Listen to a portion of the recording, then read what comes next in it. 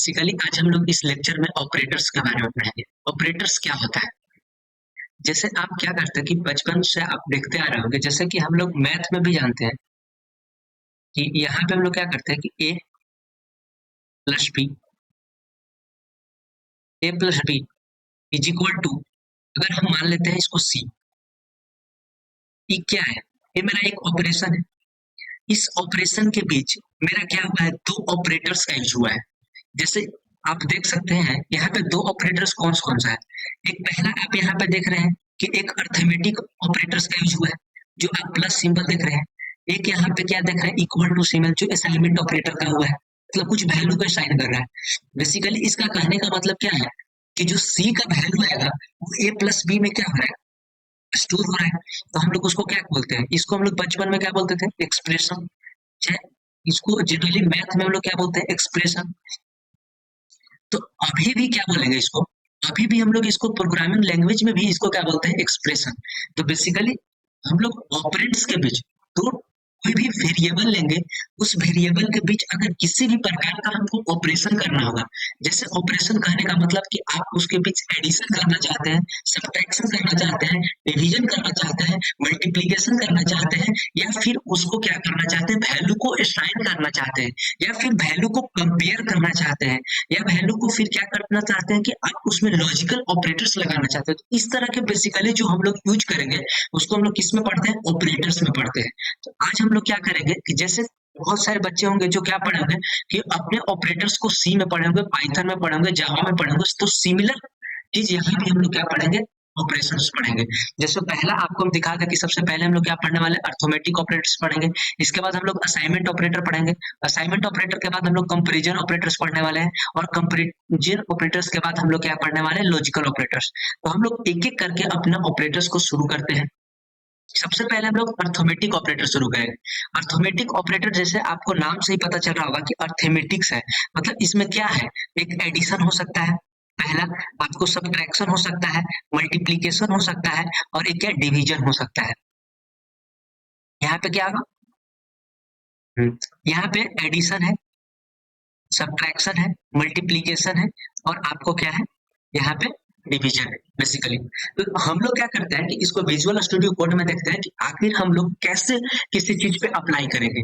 मान लीजिए कि कोई भी हमको ऑपरेशन करना होगा, तो उसको कोड कैसे लिखेंगे विजुअल स्टूडियो कोड में, आखिर कोडिंग कैसे करेंगे, उस चीज को बेसिकली हम लोगों को समझना होगा। उसके लिए क्या करेंगे कि हम लोग अपना विजुअल स्टूडियो कोड को ओपन करेंगे, और वहां पे हम लोग क्या करेंगे? लिखेंगे अपना कुछ कोड्स जो मेरा ऑपरेशन ऑपरेटर से रिलेटेड होगा। सबसे पहले क्या करते हैं कि हम लोग अपना विजुअल स्टूडियो कोड को ओपन करते हैं। विजुअल स्टूडियो कोड को ओपन करने के लिए हम लोग क्या करते हैं? उस फोल्डर को ओपन कर लेते हैं। यहाँ से जैसे हम लोग क्या कर रहे हैं? जावास्क्रिप्ट कर रहे हैं, तो जावास्क्रिप्ट का क्या कर रहे हैं? अभी फोल्डर हम लोग ओपन कर लेंगे। जैसे यहाँ पे हम लोग क्या किए कि जावास्क्रिप्ट का फोल्डर क्या किए? ओपन कर लिए। इसको हम लोग क्या करते हैं? कमेंट आउट कर देते हैं। कमेंट आउट करने के लिए हम आपको कल ही बताए थे कि क्या करते हैं हम लोग? Control plus back slash. Control plus back slash करेंगे तो मेरा जितना भी कोड होगा वो क्या होगा? कमेंट आउट हो जाएगा। कमेंट आउट करने का मतलब हम आपको फिर से एक बार रिवाइज करवा देते हैं। कमेंट आउट करने का मतलब यही होता है कि वो कोड जो जिस कोड को आप कमेंट आउट कीजिएगा तो वो कोड क्या होगा? वो एग्जीक्यूट नहीं करेगा। वो आपको प्रोग्राम में जिस टाइम आप एग्जीक्यूट कीजिएगा वो प्रोग्राम में क्या करेगा? एरर वहां पे नहीं बताएगा। इसलिए हम लोग क्या करते हैं? कंट्रोल बैक स्लैश करेंगे तो मेरा प्रोग्राम क्या होगा? कमेंट हो जाएगा। अब हम लोग क्या करते हैं कि यहाँ पे एक चीज और समझते हैं अर्थमेटिक के बारे में। जो आप वहां पे एडिशन देखे, सब्ट्रैक्शन देखे, मल्टीप्लिकेशन देखे, डिवीजन देखे, आखिर उस चीज को हम कैसे यहाँ पे लिखेंगे? उस कोड को कैसे लिखेंगे? उसके लिखने के लिए क्या करते हैं कि सबसे पहले हम लोग यहाँ पे करते हैं। जैसे हम लोग यहाँ लिख देते हैं, क्या लिख देते हैं? अपना अपना अर्थमेटिक ऑपरेशन कर रहे हैं, तो यहाँ हम लोग क्या लिख देते हैं? अपना अर्थमेटिक लिख देते हैं,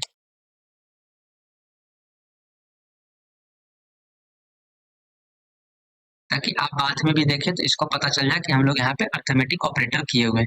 अब क्या करते हैं कि हम लोग अपना कोड लिखना शुरू करते हैं। तो सबसे पहले आपको हम बताए थे कि कोई भी वेरिएबल हम लोग करेंगे तो उसके साथ लेट या कांस्टेंट को हम लोग यूज करेंगे। तो हम यहाँ पे क्या करते हैं? Let let a is equal to हम लोग मान लेते हैं कि मेरा 5 वैल्यू है, ठीक।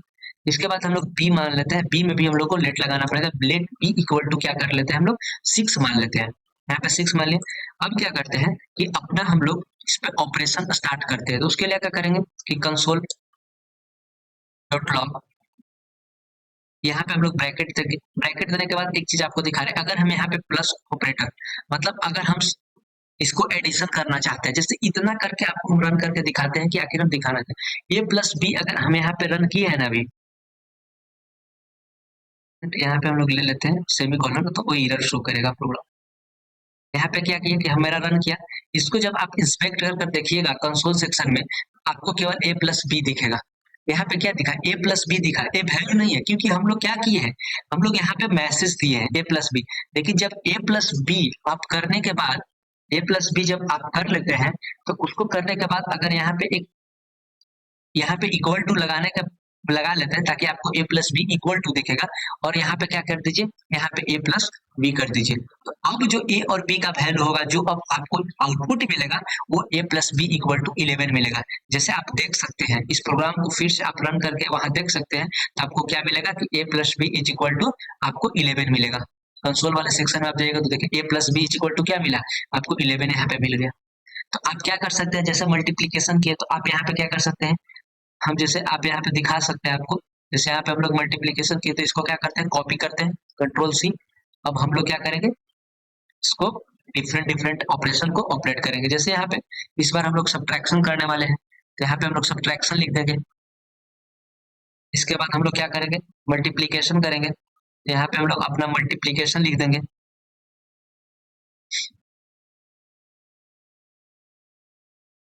यहाँ पे हम लोग मल्टीप्लीकेशन लिख लें, डिवीजन करने वाले हैं, तो हम लोग क्या करेंगे कि यहाँ पे अपना डिवीजन का साइन डाल देते हैं, ताकि हमको पता चले चीजें कैसे हो रही है।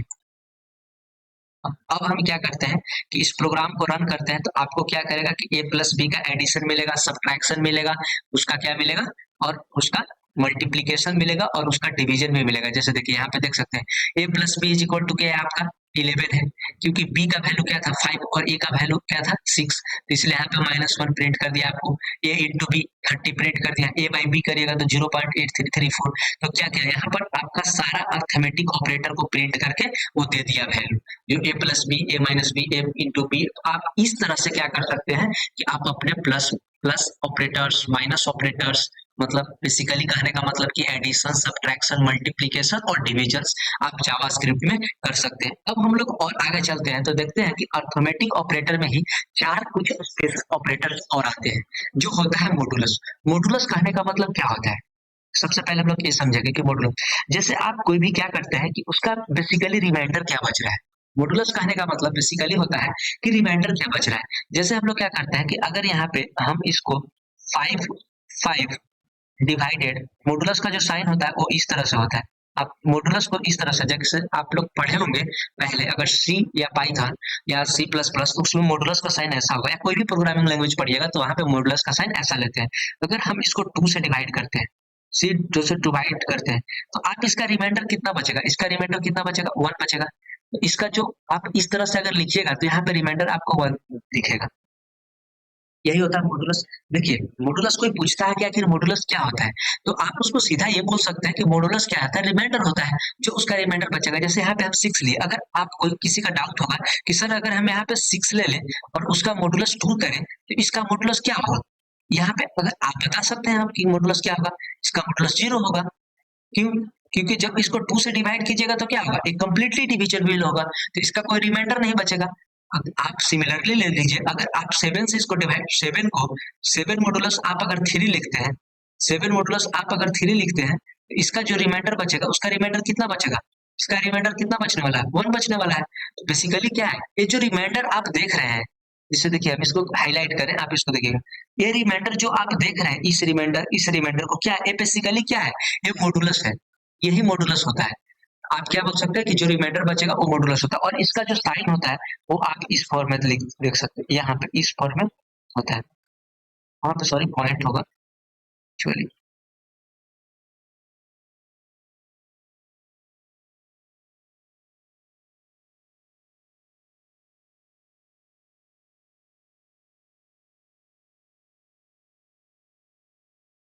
इस तरीके के आपको वहां पे साइन यूज करना होगा मॉडुलस का।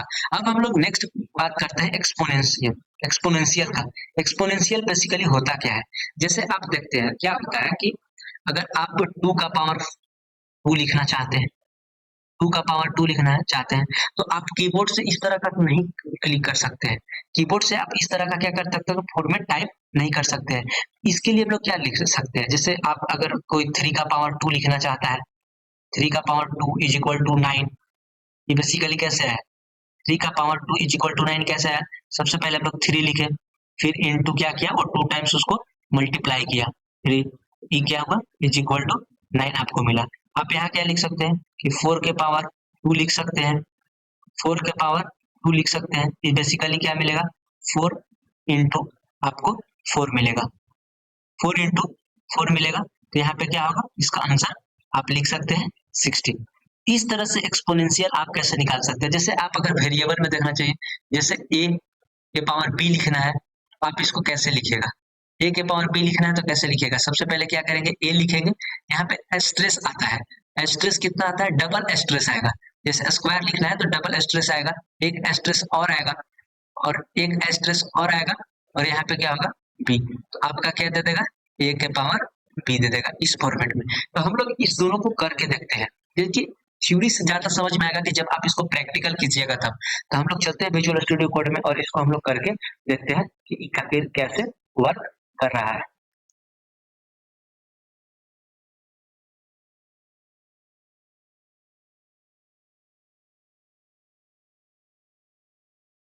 अपना विजुअल स्टूडियो कोड को ओपन करते हैं, सेम चीज रखते हैं, इसको हम लोग क्या करते हैं कि सारे को कमेंट कर देते हैं ताकि हम लोग दूसरा चीज देख सके इजीली से। अब देखिए क्या करना है, आपको मॉडुलस निकालना है, तो मॉडुलस निकालने के लिए क्या करेंगे, सीधा सा कंट्रोल प्लस भी करते हैं, वही चीज यहाँ पे हम लोग मॉडुलस का साइन दे देंगे, ये वाला मॉडुलस का साइन आपको बोला था, जैसे देखिए यहाँ पे क्या करेंगे हम लोग मॉडुलस का साइन दे देंगे, ये ए का वैल्यू को चेंज कर देते हैं, ए के वैल्यू को क्या बना देते हैं हम लोग 6 बना देते हैं और बी को वैल्यू को क्या बना देते हैं हम लोग यहाँ पे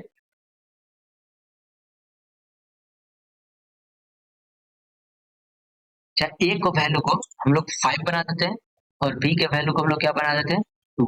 अब देखिएगा इसका जो रिजल्ट आना चाहिए, इसका जो रिजल्ट आना चाहिए उस रिजल्ट क्या आना चाहिए, हम इसका अगर रिजल्ट पहले हम लोग लिख ले इसके बाद रन करके देखें तो ज्यादा बेहतर होगा। इसका रिजल्ट क्या आएगा, ए इज इक्वल टू 5 है तो 5 आएगा, 2 इसका रिजल्ट क्या आना चाहिए 1 आना चाहिए। जैसे देखिए हम लोग इसको रन करके देखते हैं तो इसका जो रिजल्ट होगा वो आपको 1 आउटपुट में दिखेगा, क्योंकि क्या है बेसिकली उसका जो रिमाइंडर बच रहा है वो रिमाइंडर कितना है 1 है। जैसे देखिए आपको ए मॉडुलस बी कर रहे हैं तो इसका आंसर कितना आ रहा है 1 आ रहा है। तो ये इस तरह से आप क्या कर सकते हैं कि किसी भी मॉडुलस ऑपरेटर को यूज कर सकते हैं। अब हम लोग एक्सपोनेंशियल ऑपरेटर को यूज करके देखते हैं, जैसे एक्सपोनेंशियल ऑपरेटर को यूज करके देखना है तो हम लोग उसके लिए क्या करेंगे कि जैसे मान लीजिए कि आपका 5 का स्क्वायर करना है, 5 का स्क्वायर करना है तो हम लोग क्या लिखेंगे, यहाँ अगर आपको 5 का स्क्वायर करना है तो ए इंटू इंटू क्या लिखेंगे यहाँ पे यही लिखेंगे, क्योंकि हमको 5 का स्क्वायर चाहिए, ए इंटू ए लिखेंगे तो यहाँ पे 5 का स्क्वायर चाहिए।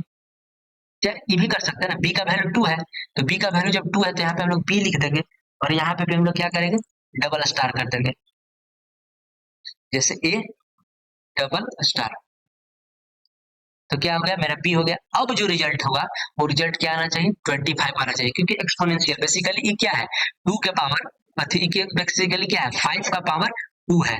आप इसको रन करके जब देखिएगा तो वहां पे आपका आंसर जो मिलेगा वो क्या मिलेगा वो 25 मिलेगा। अब वो कहाँ दिखेगा, इंस्पेक्ट जा करके कंसोल सेक्शन में अगर हम लोग देखते हैं यहाँ पे देखिए 25 मिल गया, क्योंकि 5 का स्क्वायर। तो आप इस तरह से क्या कर सकते हैं अपना एक्सपोनेंशियल का भी यूज कर सकते हैं।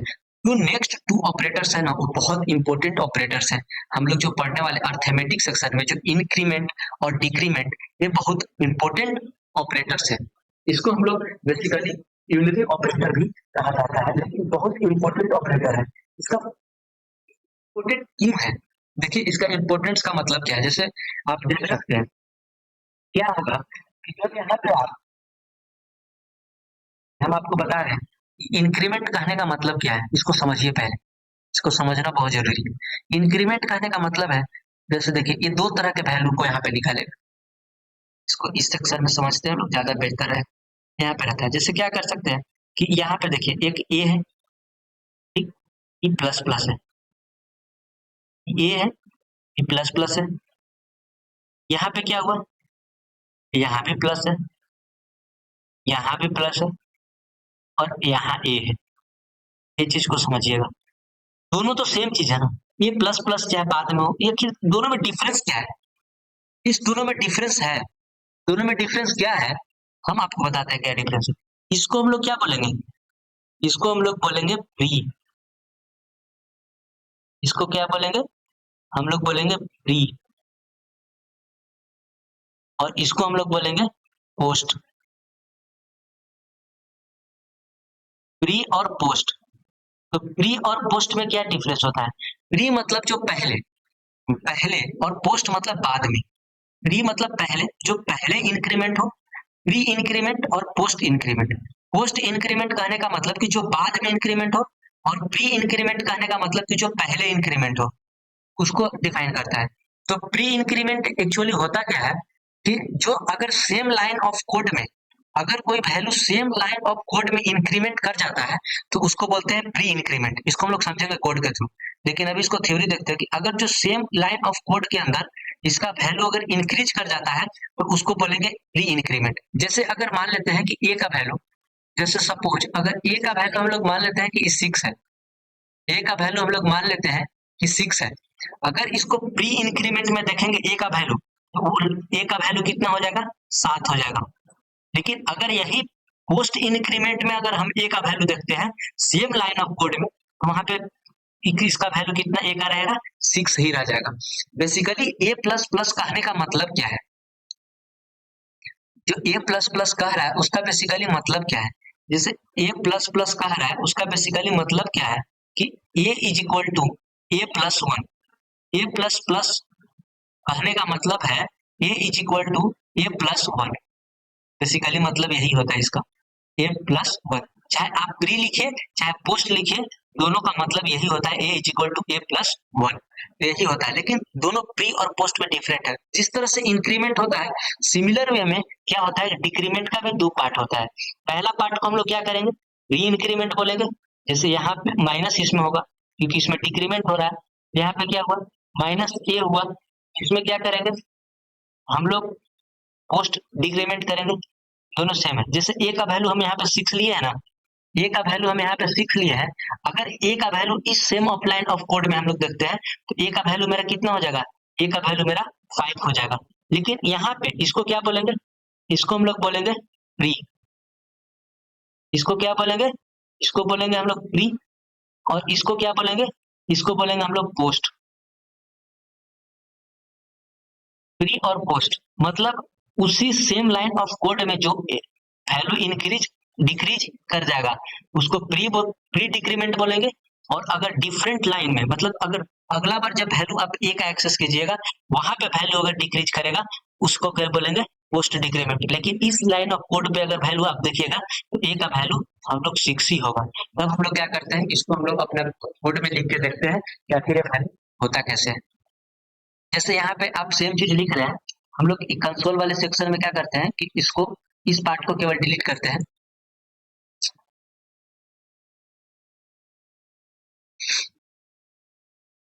इस पार्ट को डिलीट करते हैं और यहाँ पे क्या करते हैं, जैसे हम यहाँ पे एक और प्लस बी को प्लस प्लस कर रहे हैं ना, देखिएगा बी को प्लस प्लस कर रहे हैं, मतलब क्या कर रहे हैं? प्री इंक्रीमेंट कर रहे हैं। और यहाँ फिर दे रहे हैं कि मेरा बी का ही वैल्यू दो। तो इसका जो रिजल्ट आएगा वो रिजल्ट क्या आएगा? आप खुद से सोचिए इसका रिजल्ट क्या आएगा। जैसे बी का प्री इंक्रीमेंट है, तो बी का वैल्यू क्या होना चाहिए? B is equal to b plus one. B का पहले से वैल्यू कितना है? 2, और प्लस वन और करेंगे तो क्या? बी का वैल्यू 3 हो जाना चाहिए। बी का वैल्यू अगर आप एग्जीक्यूट करके देखिएगा, अभी आपको बी का वैल्यू क्या दिखेगा? अभी बी का वैल्यू आपको 3 दिखेगा। देखिए यहाँ पे लिखा हुआ plus plus b is equal to, आपको 3 दिख रहा है, तो ये वैल्यू इंक्रीज कर गया। लेकिन अगर सेम चीज को आप क्या कीजिए कि सेम चीज को पोस्ट इंक्रीमेंट करके देखिए। सेम चीज को क्या कीजिए? पोस्ट इंक्रीमेंट करके देखिए। यहाँ पे प्लस प्लस कीजिए, फिर इसको कट करके, फिर यहाँ पे करके देखिए प्लस प्लस। अब देखिएगा तो जो बी का वैल्यू क्या होगा, वो 3 नहीं बल्कि बी का वैल्यू आपको 2 ही दिखेगा, क्योंकि वो पोस्ट इंक्रीमेंट है। वो आप जब अगला बार बी का वैल्यू अगर दूसरे जगह आप उसको कॉल कीजिएगा, तब उसका वैल्यू आपको मिलेगा। जैसे देखिए आप कंसोल वाले सेक्शन में जाएगा तो आपको बी प्लस प्लस का वैल्यू क्या होगा? आपको 2 ही मिलेगा। इस तरह से क्या होता है कि प्लस इंक्रीमेंट इंक्रीमेंट ऑपरेटर काम करता है। सिमिलरली आप यहाँ पे डिक्रीमेंट ऑपरेटर भी लगा सकते हैं। जैसे अगर हम बी का वैल्यू आपको अगर माइनस माइनस करके देते हैं, यहाँ बी का वैल्यू अगर हम लोग माइनस माइनस करते हैं तो भी बी का वैल्यू क्या होगा, वो चेंज नहीं होगा। बी का वैल्यू क्या होगा, 2 के 2 ही रहेगा। बी का वैल्यू जो होगा वो 2 के 2 ही रहेगा और चेंज नहीं होगा, क्योंकि वो पोस्ट डिक्रीमेंट, जबकि बी माइनस माइनस का भी वैल्यू होगा। अगर यही चीज को हम लोग क्या करते हैं, सिमिलर चीज को क्या करते हैं, अगर बी को माइनस माइनस हम लोग 3 लगा देते हैं, जैसे माइनस माइनस अगर हम लोग 3 लगा देते हैं, वो क्या करेगा, तो उसका वैल्यू चेंज कर जाएगा। जैसे देखिए अब बी का वैल्यू जो रिजल्ट मिलेगा मेरा, वो रिजल्ट क्या मिलेगा, 1 मिलेगा, क्योंकि हम लोग प्री डिक्रीमेंट लगाए हैं, और प्री डिक्रीमेंट क्या करता है, सेम लाइन कोड में उसका वैल्यू को डिक्रीज कर देता है। जैसे देखिए बी का वैल्यू क्या हुआ, 1 मिला। तो इस तरह से क्या कर सकते हैं आप, इंक्रीमेंट और डिक्रीमेंट ऑपरेटर को यूज कर सकते हैं। हम लोग क्या किए कि अर्थमेटिक ऑपरेटर को समझे, सबसे पहले एडिशन को समझे, सब्ट्रैक्शन को समझे, फिर मल्टीप्लीकेशन को समझे, फिर डिवीजन को समझे, फिर उसी में 4 और इंपॉर्टेंट्स आते हैं, जो मॉडुलस आता है, एक्सपोनेंशियल आता है, इंक्रीमेंट आता है, डिक्रीमेंट आता है। ये चारों को समझे, ये अर्थमेटिक ऑपरेटर कंप्लीट होता है। नेक्स्ट जो ऑपरेटर हम लोग को आएगा, वो आने वाला है असाइनमेंट ऑपरेटर। असाइनमेंट ऑपरेटर की आप इसको जान रहे हो, जैसे हम लिख रहे थे वहां पे, आप देख रहे हो कि वहां पे हम लिख रहे थे क्या, ए इज इक्वल टू 6। अगर ए इज इक्वल टू 6 लिख रहे थे, इसका मतलब क्या था कि ये जो 6 वैल्यू था, ये जो 6 वैल्यू था क्या हो रहा था, वो ए को स्टोर हो रहा था।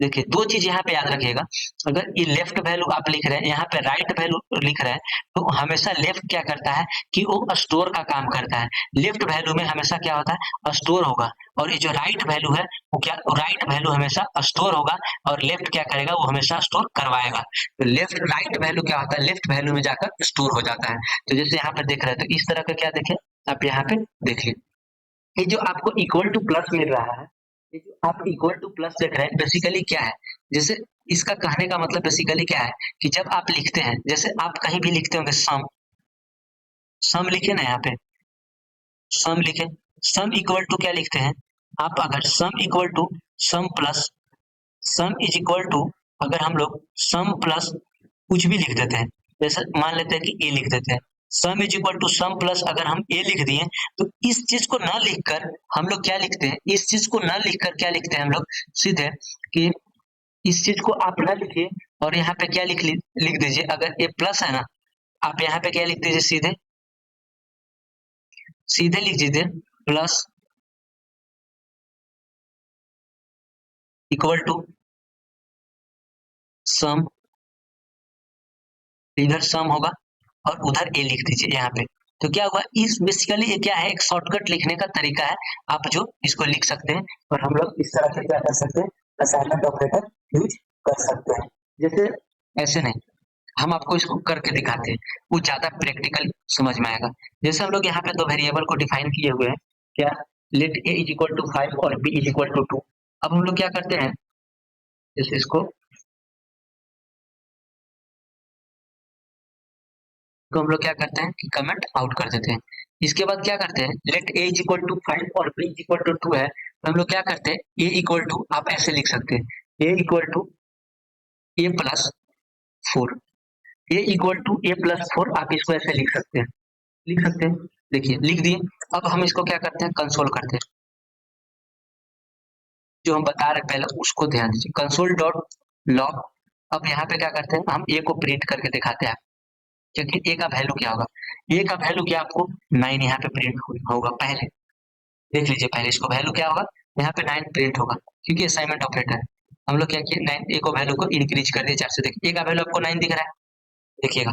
सेम वैल्यू हम क्या करेंगे, जब a is equal to a plus 4 लिखे, तो हम क्या किए, यहाँ पे 9 हो गया, तो अब हम a is equal to a plus 9 न लिख के हम क्या लिखेंगे, यहाँ पे केवल हम चेंज करेंगे, क्या चेंज करेंगे, देखिएगा, a plus equal to, a plus equal to हम लोग क्या करने वाले हैं, 4, ए प्लस इक्वल टू क्या करने वाले हैं, 4।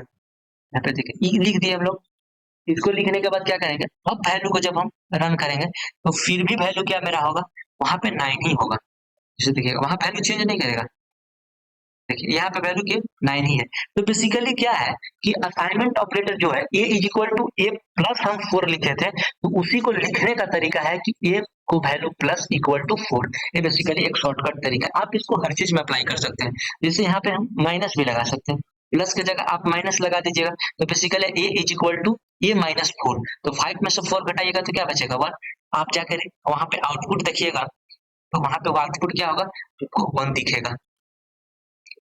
यहाँ पे जो आप आउटपुट देखिएगा तो देखिए आपको यहाँ पे आउटपुट क्या दिखा, 1 दिख रहा है। तो बेसिकली इस तरह से क्या सकते हैं कर सकते हैं कि आप अपना असाइनमेंट ऑपरेटर को यूज कर सकते हैं, और असाइनमेंट ऑपरेटर आप किसमें लगा सकते हैं, इज इक्वल टू, इसको तो हम लोग देख लिए, और आप प्लस ऑपरेटर भी यहाँ देख लिए, माइनस का भी देख लिए, आप मल्टीप्लाई में भी सेम कर सकते हैं, आप मॉडुलस में भी सेम कर सकते हैं, इस तरीके का आप कर सकते हैं। अब हम लोग नेक्स्ट ऑपरेटर का डिस्कस करते हैं जो कंपेरिजन ऑपरेटर्स होता है। कंपेरिजन ऑपरेटर्स बिल्कुल क्या होता है, जैसे आप देख सकते हैं, जैसे कि हम लोग दो वैल्यू लेते हैं, जैसे एक वैल्यू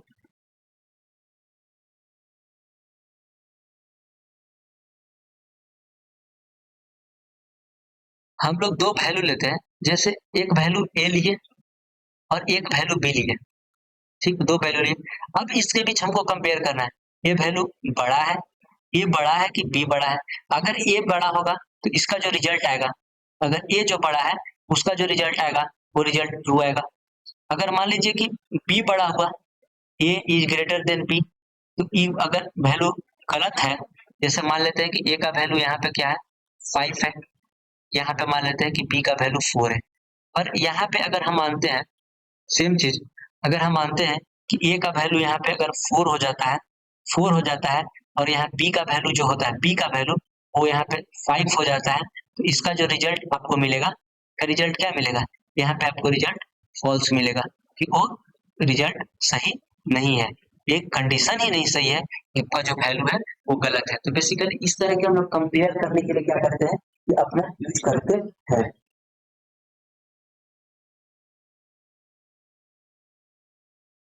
चलिए हम लोग करके देखते हैं।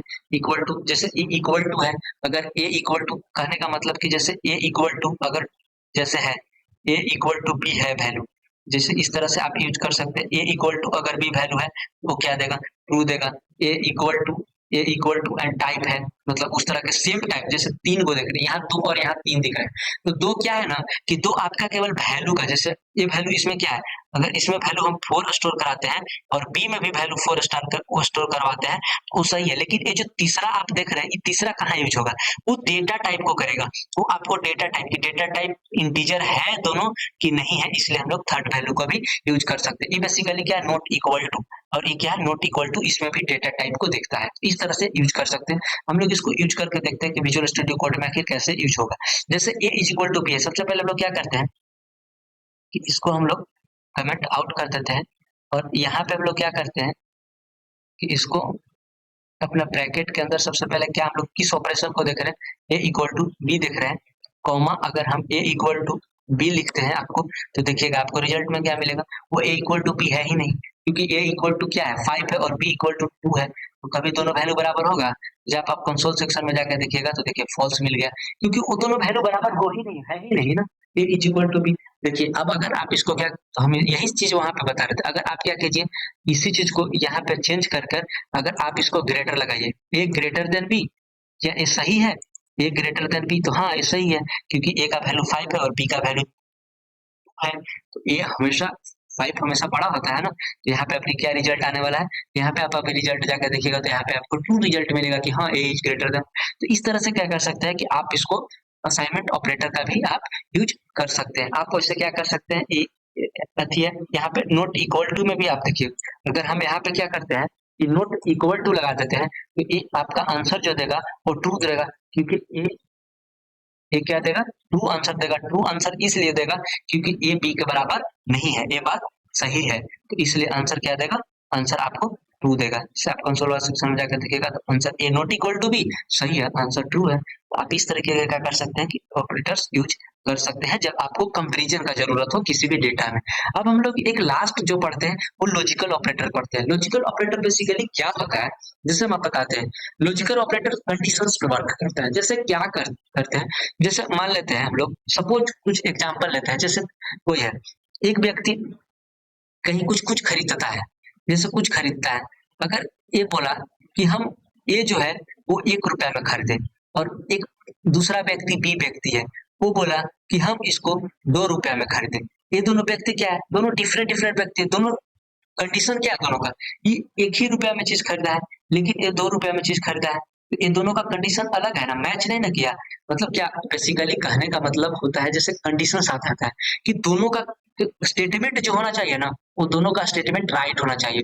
अगर इसका भी स्टेटमेंट वन है और इसका भी स्टेटमेंट वन है, और इसमें अगर हम एंड ऑपरेटर यूज कर रहे हैं, इसमें अगर हम एंड ऑपरेटर यूज कर रहे हैं, तो उसका वैल्यू मेरा क्या आएगा, उसका वैल्यू मेरा क्या आएगा, उसका वैल्यू मेरा ट्रू आएगा, या फिर उसका वैल्यू वन आएगा।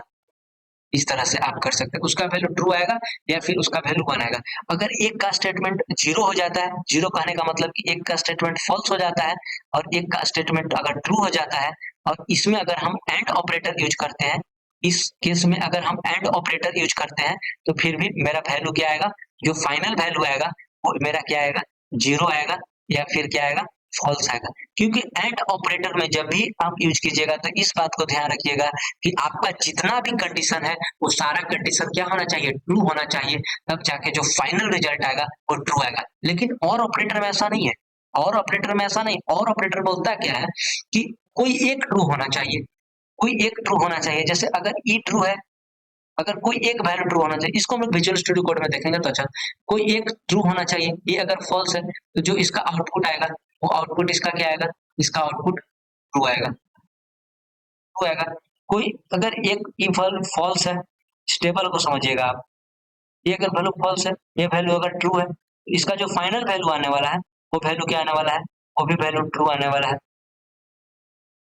अगर इसमें एक ही कंडीशन में फॉल्स हो सकता है, जब दोनों कंडीशन अगर फॉल्स हो जाए, तो इसका जो रिजल्ट आएगा वो क्या आएगा, इसका रिजल्ट फॉल्स आएगा, इसका रिजल्ट क्या, फॉल्स आएगा। अगर दोनों कंडीशन सही है और ट्रू आएगा। इस तरह से क्या कर सकते हैं कि आप लॉजिकल ऑपरेटर को भी यूज करते हैं। चलिए अब हम लोग इसको विजुअल स्टूडियो कोड में देखते हैं यूज करके, आखिर एक कहना क्या चाह रहा है, कैसे हम लोग इसको अप्लाई करेंगे। तो इसको अप्लाई करने के लिए क्या करते हैं कि हम लोग अपने विजुअल स्टूडियो कोड में जाते हैं और इसको हम लोग समझते हैं। सबसे पहले ऑपरेटर्स को, एंड ऑपरेटर्स, फिर और ऑपरेटर्स, फिर नॉट ऑपरेटर। जैसे देखिए, ये इज इक्वल टू 5 है और बी इज इक्वल टू 2 है, हम दो कंडीशन लगा देते हैं।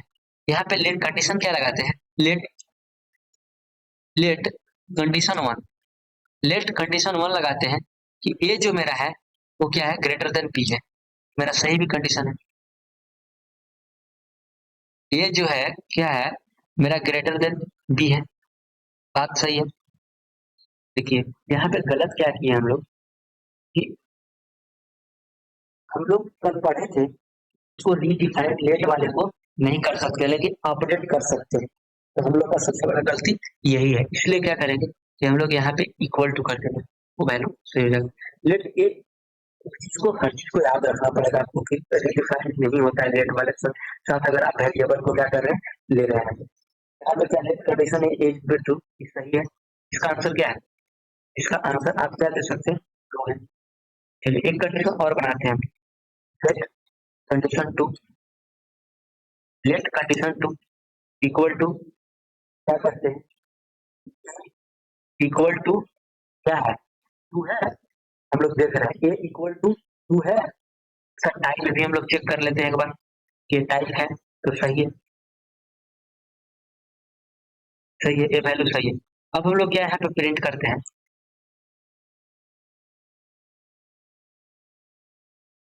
जैसे हम लोग प्रिंट करते हैं सबसे पहले कंडीशन, आप देखिएगा चीजों को, condition one and condition two. अब क्या बोले थे कि अगर कंडीशन वन और कंडीशन टू आपका ट्रू होगा, तभी उसका रिजल्ट जो होगा ट्रू आएगा। तो इसका भी रिजल्ट क्या देख सकते हैं, इसका भी रिजल्ट आप सर्च कीजिएगा तो ट्रू ही होगा। हम इसको समझाते हैं, यहाँ पे क्या लिखते हैं, सेम चीज कर लेते हैं हम, condition one and condition two, इसको हम लोग कंप्लीट करें। कंडीशन वन और कंडीशन टू क्या है, ट्रू है। तो हम लोग देखते हैं यहाँ क्या कहता है कि a is greater than B, ए का वैल्यू 5 है, बी तो कंडीशन ट्रू है। ए इज इक्वल टू 2, नहीं, यहाँ पे हम लोग बी करेंगे, तब ना बी इक्वल टू 2। चलिए सही है कंडीशन। अब इसको जब आप रन करके देखिएगा, ये क्या हम लोग लॉजिकल ऑपरेटर यूज कर रहे हैं, यहाँ पे अगर रन करके देखिएगा तो आपको क्या आएगा, आंसर ट्रू आएगा, क्योंकि दोनों कंडीशन सही है। अगर कोई एक कंडीशन देखिए, condition one is not defined, कोई एरर हो सकता है, मे बी हम लोग चेक, लेट मी चेक। क्योंकि हम लोग वहाँ देखिए सी और एन डी नहीं लिखे हैं, यहाँ पे डी यूज कर लिया, इसीलिए ऐसा कर दिया, कोई दिक्कत नहीं। हम लोग चेंज कर लिए। अब हम लोग देखेंगे तो यहाँ पे हम लोग का वैल्यू क्या आएगा, ट्रू आएगा। चलिए देखते हैं, कंसोल सेक्शन में जाते हैं। देखिए कंडीशन 1 एंड कंडीशन 2 क्या है, ट्रू है। ट्रू है मतलब दोनों सही है। अगर एक को हम देखिए चेंज करके दिखाते हैं आपको, और ऑपरेटर में तुरंत फॉल्स दे देगा। अगर यहाँ पे हम 3 कर देंगे और अब जाकर आप चेक कीजिएगा उसका वैल्यू, अब जाकर उसका वैल्यू चेक कीजिएगा तो क्या होगा, उसका वैल्यू आपको फॉल्स दिखेगा। कि उसका वैल्यू दिखेगा आपको फॉल्स, क्योंकि हम लोग एक ऑपरेटर, अगर इसी एंड के जगह, यही एंड के जगह क्या करेंगे कि अगर हम और ऑपरेटर कर देते हैं ना, क्योंकि और ऑपरेटर जैसे ही लगाएंगे वैल्यू क्या होगा, ट्रू होगा। क्योंकि उसको मतलब नहीं है, उसको सिर्फ एक कंडीशन ट्रू होना चाहिए। वो क्या करेगा, इसका वैल्यू आप देखिएगा तो यहाँ पे आपको ट्रू दिखेगा। देखिए यहाँ पे गए तो इसका वैल्यू क्या दिखा, ट्रू दिखा। तो बेसिकली इस तरह से आप लॉजिकल ऑपरेटर को यूज कर सकते हैं। तो आज हम लोग इस लेक्चर में एक एक करके सारे ऑपरेटर्स को देखें, प्रैक्टिकल भी करके देखें। सबसे पहले हम एक बार और रिवाइज कर देते हैं। सबसे पहले हम लोग अर्थमेटिक्स ऑपरेटर देखें। अर्थमेटिक्स ऑपरेटर में एडिशन देखें, सब्ट्रैक्शन देखें, मल्टीप्लीकेशन देखें, डिवीजन देखें। उसमें और 4 इंपॉर्टेंस देखें, मॉडुलस देखें, एक्सपोनेंशियल देखें, इंक्रीमेंट और डिक्रीमेंट देखें। उसके बाद नेक्स्ट हम लोग क्या किए कि असाइनमेंट ऑपरेटर को देखें। असाइनमेंट ऑपरेटर में भी बहुत तरह के ऑपरेटर्स को हम लोग देखें, मॉडुलस में जो यूज करते हैं।